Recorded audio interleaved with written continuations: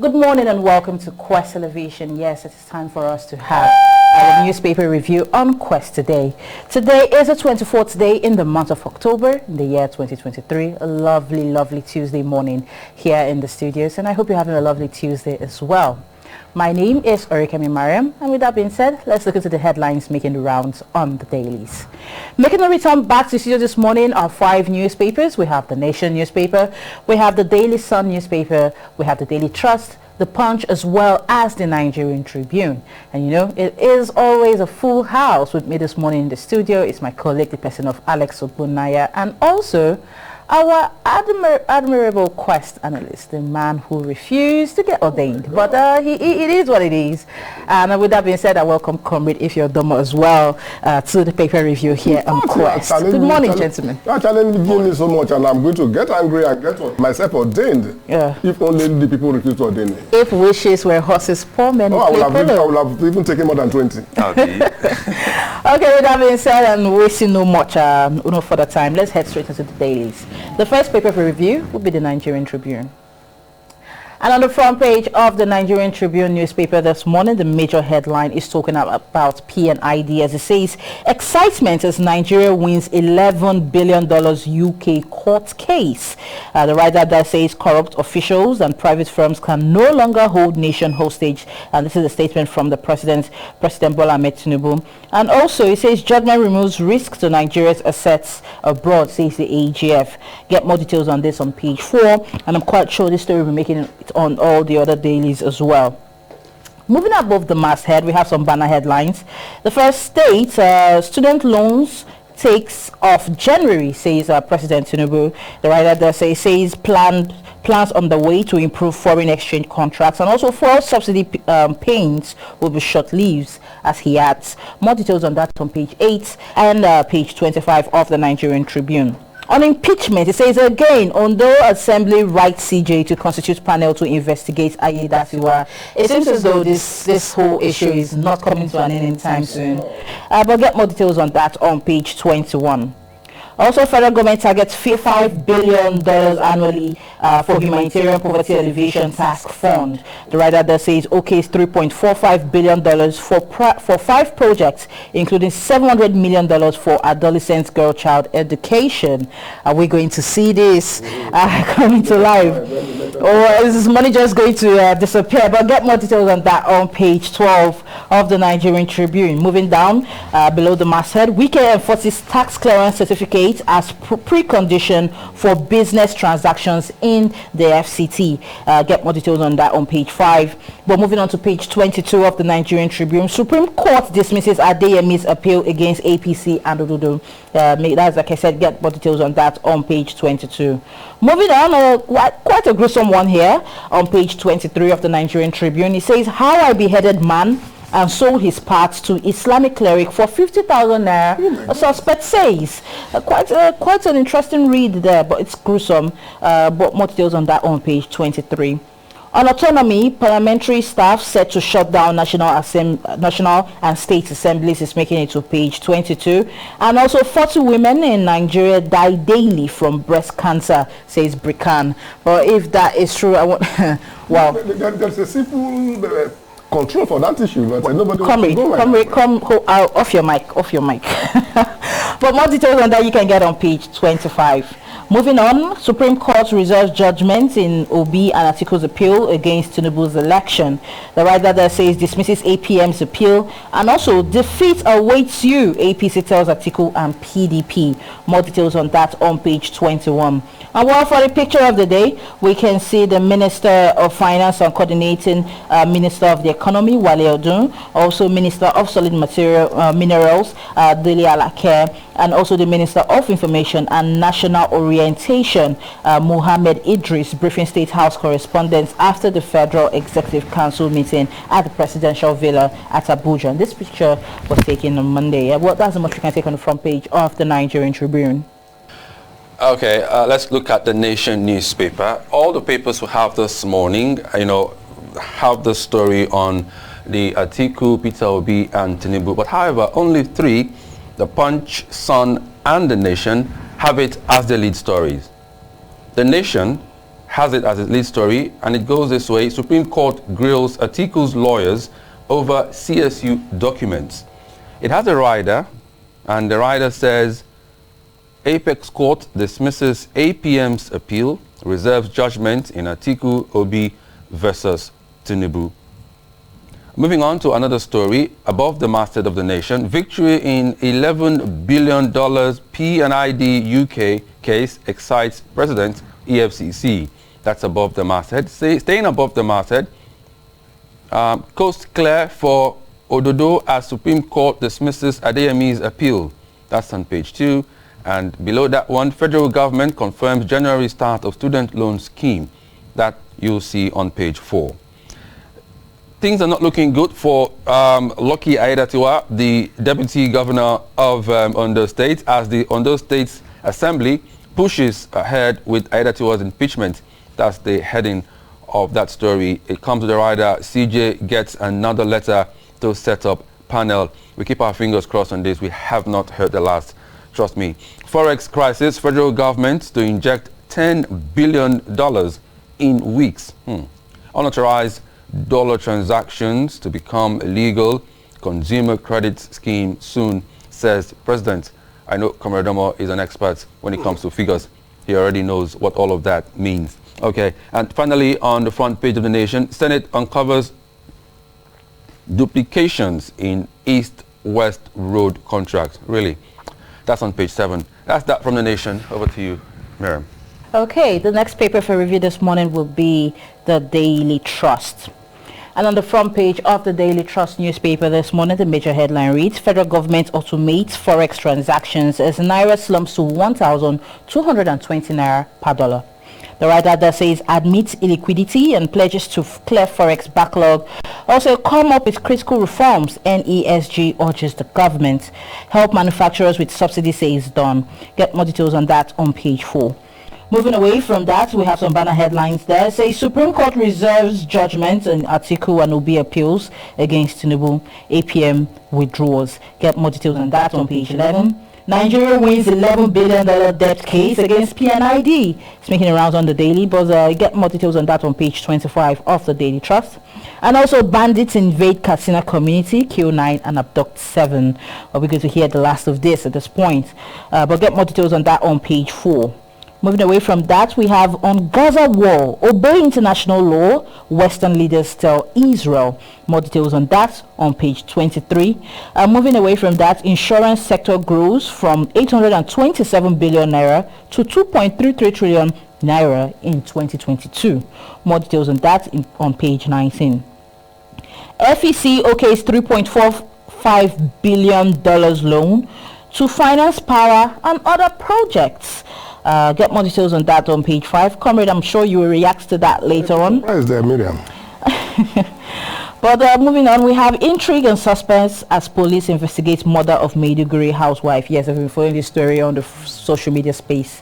Quite an interesting one there, especially with the people involved in all of this. But get more details on that on page 3. For the picture of the day is a photo from Gaza City as we see a woman as she carries a child through devastated streets after Israel airstrike hit the neighborhood of Sheikh Radwan. It's quite a sad one there, quite a sad one. But get more details on that on page 13 of the Daily Trust. And that's what you can take on the front page of the Daily Trust newspaper. It's really a sad one. It's like they're having their own judgment day in Gaza, because the Sun newspaper, Daily Sundays, has as its lead story something related to Judgment Day. But this time here in Nigeria, the Supreme Court prepares for poll Judgment Day, talking about the Atiku, Obi and Tinubu case. The story has a rider, reserved ruling in Atiku Obi's petition against Tinubu. President insists ex-VP fresh evidence alien to law. APM drops charge after bashing for filing frivolous appeal. That's from the Daily Sun newspaper. And still on the front page, President applauds as Nigeria wins 11 billion naira PNID case. That's on page 6. Fuel scarcity may worsen as 86 firms dump petrol import permits over forex crisis. That's on page 22. Mbau's investors with juicy opportunities, ease of doing business policy. That's on page 2. I think Mba, that's the governor of Enugu State now. That's a good one. And federal government will achieve $1 trillion economic target in 2026 and $4 trillion in 2035. This is according to the President Bola Tinubu vows to clear forex backlog. And finally, on the front page of the Daily Sun newspaper, not finally actually, just one before the last one, I just saw this one. Federal Executive Council approves setting up of Poverty Alleviation Trust Fund. You can read up that story on page 24. And finally, autonomy, parliamentary workers to shut national state assemblies. That's on page 27. Okay, that's that from the Daily Sun. Miriam, it's up to you now. All right, the final paper for this morning is the Punch. And on the Punch newspaper, the major headline there, you know, is always a puncher. It's talking about President Tinubu's certificate, as he says, prove alleged forgery beyond reasonable doubt. Supreme Court tells Atiku. The writer there says court reserves judgment on Obi and Labour Party's appeal and dismisses APM case. And also Atiku insists on CSU evidence and ex-VP's deposition invalid, says Tinubu. More details on that on page 2. Moving above the masthead, UK court dismisses $11 billion PNID suit. Nigeria demands damages, just making it to page 11. Federal government plans $10 billion to stabilize Naira. Eyes NNPCL for Forex is also making it there on the front page, but you can get more details on that on page 2. FEC okays $3.45 billion World Bank loan for power and others is making it to page 9. But moving downwards, the newspaper on the front page of the Punch newspaper this morning says Israel arrests 120 militants and EU backs Gaza aid. More details on that on page 7.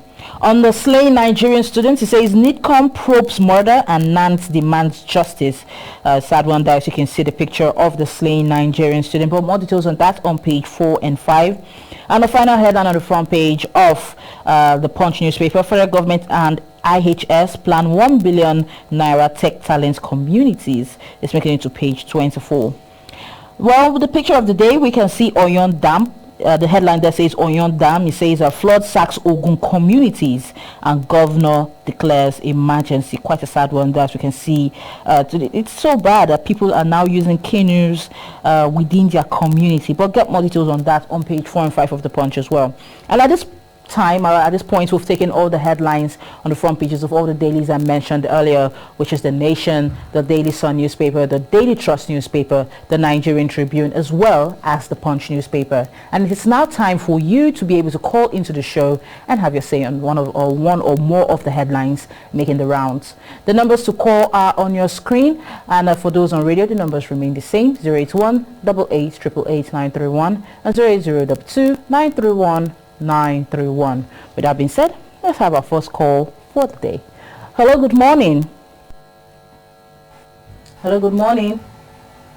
Okay, well, while we wait for those phone calls to come in, comrade, always with you. It is time for you to highlight, give us more details on some of the headlines here making the rounds. Yes, but quite interestingly, we have various headlines. I don't even know if we have enough time to touch every one of them, but let's talk about Tinubu's certificate, because that is the major headline here on the front page of the Punch and a major story on all the newspapers.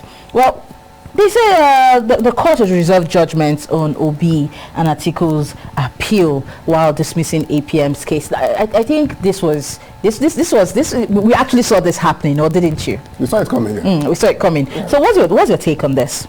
Naturally they have done what they're supposed to do by reserving judgment. Why are they reserving? I mean, the whole world wants to know. You cannot come to court the same day and get judgment that same day.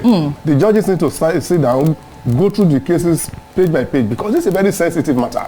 It's more important than any other thing you think about now. This is the job that can sink or lift the country out of the quagmire we are now. So they need enough time to actually study the submission of both lawyers, that is from APC, PDP and the Labour Party, now that they have dismissed out of APM. Yes. But the major crux of it is that the Supreme Court is saying that they should prove beyond reasonable doubt the authenticity of the claims of the CSU certificate. Yes. And that is what Atiku is doing. But I don't think this thing should have even gone to that extent. The school claim he attended is still there. The records are still there. Even if some of the lecturers are not there anymore, which is normal, the system is there. Why not just go to the system, even pay the bills of these people to come down and clear this in less than a week, the whole matter is done. But for you to say, go and bring, now they have two different certificates at the Supreme Court right now. The one claiming he attended, the one claiming he did not attend. Who brought the one that he attended? Who brought the one that he did not attend? These are the issues that they want to use in confusing you and I. So it will have been better for this man who issued the certificate, which is his school in this situation, to actually send a representative to come and clear the air.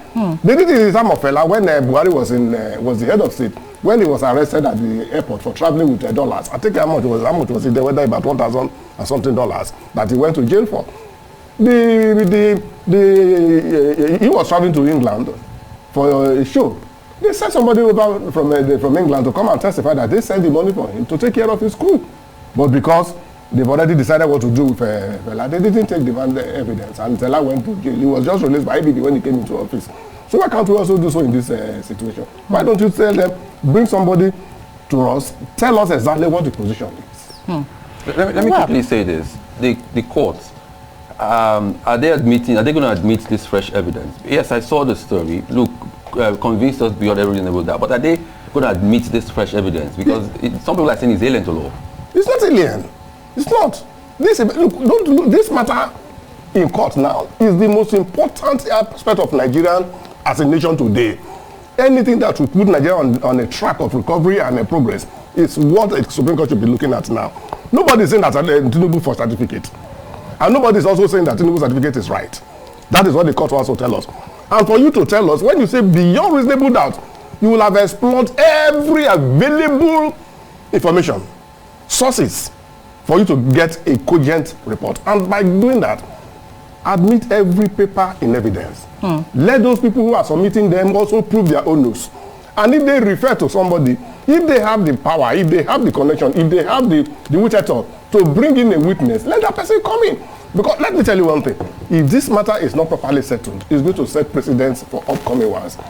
Okay, and it's going to be a reference point. At this point, let's see if we can take one or two more calls before we round things here on the paper review on Quest today. Hello, good morning. Oh, good morning, family. Hello, good morning. Yeah, this is Papa Community. Your name is? Papa Community. Oh, Papa Community. Good morning. Where are you calling us from? I'm calling you from about here. Okay. Welcome aboard. Please have your say. Yeah, I want to say why Nigeria, why our government refuse to be sincere with us. Why our government refuse to be sincere with us. Tomorrow they will say they have petty fuel that will last us for 3 months, 4 months. They want to fuel back. First day, why? So, Papa Community, are you saying right now that you're experiencing scarcity of fuel? Yes. Now, if you are not experiencing here, what about my brother in Abuja, my brother from local area? I don't know Nigeria. Why are they experiencing fuel scarcity? Because when they come back, they will tell us that they have fuel that will last for 3 months, 4 months, 5 months, and yet we don't have road to transport the fuel. And here our leader. All right, thank you very much, Papa Community. Thank you very much for calling in. Well, comrade, yes. let's hit the nail on the head. Are we having fuel scarcity or not? Yes. Do we have the excess supply that the NNPCL said we had, or what is going on right now? The government is creating this artificial scarcity, as far as I'm concerned. We have scarcity, whether you like it or not. Some states are not even selling. Some, even in Ugeli here, where we live, so many stations didn't sell yesterday. And you are telling us you have enough reserve. How are we going to be using the reserve when it's not available? You can only use it when it is taken to the stations. If they know they have enough in their dump, bring them out for people to use. What is the essence of... Let me I think it's not about not having enough or not. I think it has to do with the foreign exchange. So many of these guys who have like... If you have enough already in your dump, do you need foreign exchange to bring them from the dump to the stations? You cannot get involved in the distribution chain, buying and selling all because of the increase in... Of course, recently we heard that the dollar to... If you are talking of foreign exchange in the involvement, then you are talking of importation. True. Now, NNPC is telling us that they have enough in the dump. Do you need dollars to go and bring them from Musimi Do you need dollars to bring them from Ore? Do you need dollars to bring them from Atlas Kovum? Because those are the major dumps we have. Yeah. Do you need foreign exchange to bring them from there to various channels where they sell them? Do you need foreign exchange to move product from Port Harcourt to Ughelli, assuming that is, you are moving them from Port Harcourt to Ughelli? Do you need foreign exchange to hire a trailer or a truck to bring them down to this place? If we have not enough in the dump, why don't you use those dumps pending when the ones from outside countries will come in, if at all they are coming in? You know, what the Abacha's regime, they will tell you fuel scarcity everywhere, fuel scarcity everywhere. Abacha will come out there and make a statement, issue a warning, and stand a government policy. I want fuel in the country in the next 48 hours. Less than 48 hours, the fuel is already there. Are you telling me that a vessel can sail from UK, Belgium, other countries to Nigeria in 48 hours? When did they load them? How many days will they spend on the sea? How many days will it take them to be discharged at the port? That we are having fuel in less than 48 hours. Well, NNPC has not told us what is actually happening. Well, comrade, yes. we really don't have time, but I just wanted you to touch on one matter before we round things up here. I'm talking about the Gaza war. And there's now a statement being put out to say it's obey the international law. Western leaders are now telling Israel. Quickly, just enlighten us on what's going on over there right now. Many people are talking against Israel now because the level of bombardment is terribly too high. But they should also look at the cost. You cannot cure effect without talking about the cost of that issue. As we are talking, like, even Israel are prepared to even mellow down. Now Hezbollah has joined from the other side, also bombarding Israel. Now do you not want Israel to now fold their hands and watch? In a war situation, anything is fair. Irrespective of what you do, it is fair in any war situation. We are not talking because somebody is a Christian or somebody is a Muslim or somebody is a... No, this is not about religion. Yes. Basically. No, because that is where the war is going now. Whether you like it or not, that's where the war is sitting to now. You see? We should look at the cost of that issue. The United Nations should sit down and look at what can be done. But the moment you are telling these people to mellow down, and another set is coming in from another angle, you don't expect it, Miriam. If I start hitting you on your right hand side, that people now say, okay, Miriam, stop. Before you know it, another person hits you from the left. What do you do? Well, comrade, you have spoken well today. You have spoken well today, but we have to let go of this segment to allow the next come in. Thank you very much for being with us, and I do hope to have you tomorrow as usual. Yes, also thank you to Miriam for sitting with you and my erudite learned man. All right, thank you people for keeping it real here on the Paper Review on Quest today. From myself, my crew, bye for now, and have yourself a lovely Tuesday.